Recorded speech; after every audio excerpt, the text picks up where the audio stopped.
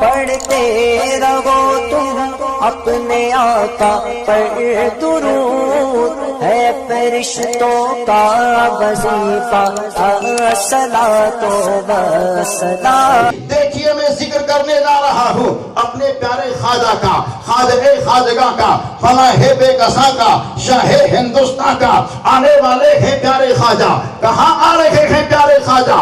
آنے سے پہلے آئیے ان کے والد کی حالت کو سنتے ہیں۔ کون ہے والد جنہیں دنیا خواجہ غیاث الدین کے نام سے جانتی پہچانتی ہے؟ یہ خواجہ غیاث الدین اپنے وقت کے بہترین حافظ قرآن ہے۔ یہ خواجہ غیاث الدین وقت کے امام العلماء ہے۔ یہ خواجہ غیاث الدین مکمل مفتی کامل ہے۔ یہ خواجہ غیاث الدین زمانے کے اس وقت کے محدث شمار کیے جا رہے ہیں۔ یہ خواجہ غیاث الدین حسین ابھرتے ہوئے مفسر کی صورت میں دیکھے جا رہے ہیں۔ یہ خواجہ غیاث الدین مرد عوام بنے ہوئے ہیں۔ یہ خواجہ غیاث الدین جن کے چال کے حال کو دیکھ کر کے لوگ یہ کہتے تھے واقعی غیاث الدین کا چلنا مدینے والے کے چلنے کی طرح نظر آتا ہے۔ غیاث الدین کا اٹھنا مصطفیٰ کی اداؤں کو لے کر کے چلا کرتا ہے۔ غیاث الدین کا کھانا مصطفیٰ کی اداؤں کے سانچے میں دکھائی دے رہا ہے۔ یہ پیارے خواجہ غیاث الدین ہیں جو چمک رہے ہیں۔ لیکن ایک دن ان کی بوڑھی ماں ان کے پاس آتی ہے اور کہتی ہے اے بیٹا تو مجھ سے بڑی محبت اور پیار کرتا ہے، تیرے محبت میں کوئی کمی نہیں ہے، تیری خدمت میں کہیں کوئی کمی نہیں ہے، مجھ سے پیار کرتا ہے بیٹا غیاث الدین، مگر بات یہ ہے کہ مجھے ابھی سکون نہیں مل پا رہا ہے، مجھے قرار نہیں مل پا رہا ہے۔ کہا ماں صاحبہ کس میں قرار آپ کو ہے؟ کہا ایک کام کر لو مجھ کو قرار مل جائے گا، ایک کام کر لو میرے دل کو سکون مل جائے گا، اتنا سننا ہوتا ہے۔ خواجہ غیاث الدین کہتے ہیں اے میری ماں باپ کو گئے ہوئے دنیا سے لمبا عرصہ ہو چکا ہے، جب سے وہ انتقال کیے میں تیری خوشی کے لیے ہر کام کرتا رہا، ہر بات کو مانتا رہا، ذرا بتا کون سا وہ کام ہے جس کام کے کرنے میں تیری خوشی پوشیدہ ہے؟ تو اتنے میں ان کی ماں یہ کہتی ہے اے میرے شہزادے غیاث الدین دیکھو میری خواہش یہ ہے کہ تم شادی کر لو، ابھی تک تم نے نکاح کو کیا نہیں ہے۔ کہا بس اتنی سی بات ہے؟ کہا ہاں ہاں بیٹا اتنی سی بات ہے، مگر دیکھ تو شادی تو کر لے۔ آپ بولتے میں نے ابھی اس نظر سے کسی کو دیکھا نہیں ہے، کسی کو جانا نہیں ہے، کسی کو پہچانا نہیں ہے۔ اے ماں اگر تو یہ کہہ رہی ہے تو ہی رشتہ لے کر کیا، تو ہی لڑکی کو دیکھ لے کون سے خاندان کی لڑکی ہے، اس کے چلنے کا انداز کیا ہے، اس کی سیرت کیسی ہے، اس کی صورت کیسی ہے، اس کا رنگ کیسا ہے، اس کا روپ کیسا ہے، اس کے حال کیسے ہیں، اس کے قال کیسے ہیں، ساری چیزوں کو تجھے ہی جانچنا پڑے گا ماں۔ جس سے تو کہے گی میں شادی کرنے کے لیے تیار ہوں۔ آپ کی بوڑھی ماں بستی پر نظر ڈالتی ہے، گلی کو دیکھتی ہے، کنبے قبیلے کو دیکھتی ہے، اچانک نظر پڑتی ہے سادات کے ایک حسین چشم و چراغ پر جسے دنیا حضرت داؤد کے نام سے جانتی ہے، جو ہم بلی مسلک کے بہترین علم بردار تھے۔ ان کے گھر کے اندر ایک شہزادی پر نظر پڑتی ہے، وہ شہزادی کوئی عام شہزادی نہیں ہے، تقوی طہارت کی مجسمہ ہے، وقت کی عابدہ زاہدہ قاریہ ہے، وقت کی ساجدہ راکعہ ہے، وقت کی حافظ قرآن ہے۔ سوچ لیا ہو تو ہوگا تو اسی بچی سے میرے بیٹے کا رشتہ ہوگا، کیونکہ جب دونوں کا سنگم ہوگا، دونوں کی ملاقات ہوگی، ایک جانب بھی راکع ہے دوسری جانب راکعہ ہے، ایک جانب ساجد ہے دوسرے جانب ساجدہ ہے، ایک جانب قاری ہے دوسرے جانب قاریہ ہے، ایک جانب حافظ ہے دوسرے جانب حافظہ ہے، ایک جانب چمکتے پیشانی والا ہے تو دوسری جانب بھی چمکتے پیشانی والی شہزادی ہے۔ چنانچہ رشتے کو لے کر کے پہنچتی ہے، رشتہ طے ہو جاتا ہے۔ کس سے رشتہ طے ہوتا ہے؟ اس شہزادی کا نام کیا ہے؟ اسے دنیا ماہ نور ام الورا فاطمہ ثانی کہتی ہے۔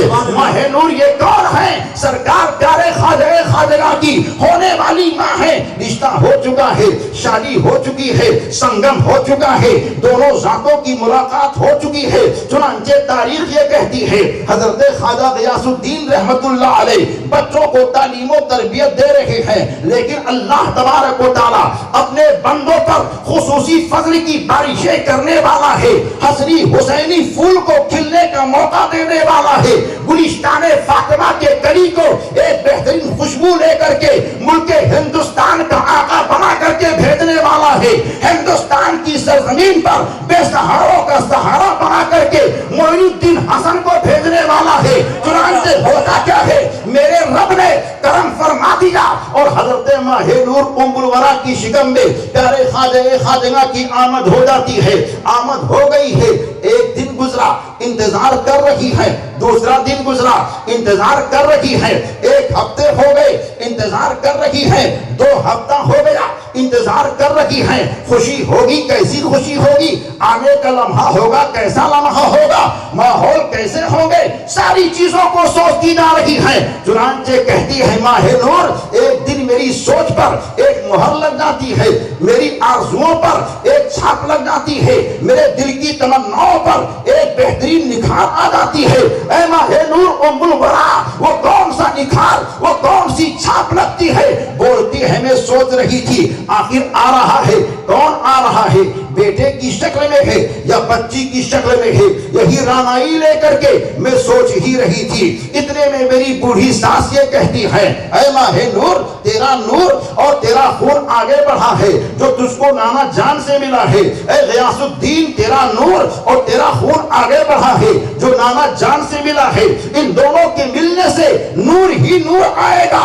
چنانچہ حضرت ماہ نور ام الورا یہ کہتی ہے، 4 مہینے کی مدت جب پوری ہو جاتی ہے اور آنے والے شہزادے کے جسم کے اندر میرے رب نے روح کو ڈالا اور دل کی دھڑکن تیز ہوئی تو ماہ نور ام الورا یہ کہتی ہے، دھڑکنیں یہ بتا رہی تھی رہنے والا پیٹ میں دل کی حرکتوں سے کچھ آوازیں دے رہا ہے، کچھ بولی آ رہی ہے۔ بولتی ہے ایک دن میں غور کر کے سن رہی تھی لیکن وہ سماعت میرے کانوں تک نہیں آ پا رہی تھی، احساس ہو رہی ہے، خیالات آ رہے ہیں، تصورات کی دنیا سجتی جا رہی ہے کہ دل کی دھڑکنوں سے اور اس کے بعد پیٹ کی آوازوں سے کوئی آواز آ رہی ہے۔ اے ماہ نور ام الورا، آخر پیٹ کے اندر سے کون سی آواز آتی ہے؟ کہتی ہے میں تحری کر رہی تھی، سوچ رہی تھی تو مجھ کو ایسا نظر آیا کہ آمنہ کا لال جب ماں کے پیٹ کے اندر تھا، جو میرے جد کریم ہے، تو ماں کے پیٹ کے اندر میرے جد کریم آمنہ کے لال نے یہ کہا تھا، لا الہ الا اللہ انی رسول اللہ۔